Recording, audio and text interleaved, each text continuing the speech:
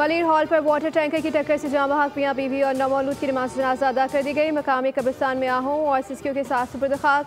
नमाज जनाजा में अमीर जमात इस्लामी कराची रुकन से असम्बली मोहम्मद फारूक समेत बड़ी तादाद में इलाका मकीनों ने शिरकत की।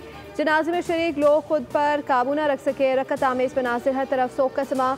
कातिल वाटर टैंकर ने गुज़श्ता रोज़ मलिर हॉल बस स्टॉप पर मोटरसाइकिल सवार खानदान को कुचल दिया था। 25 साल अब्दुल कयूम और 19 साल जैनब की 1 साल कबल शादी हुई थी। मुकदमा भाई की मुद्दत मॉडल कॉलोनी थाने में दर्ज। ड्राइवर सलाखों के पीछे भेज दिया गया।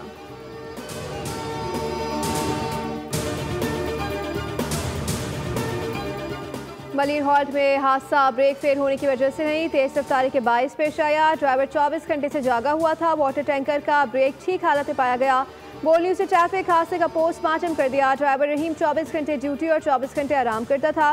मुसलसल 24 घंटे ड्यूटी करने की वजह से थक चुका था। ड्राइवर ने टैंकर बेकाबू होकर एक हाईएस और 2 मोटरसाइकिलों को रोंदा। 3 माह में हैवी ट्रैफिक से जाँ बहक अफराद की तादाद 68 हो गई है।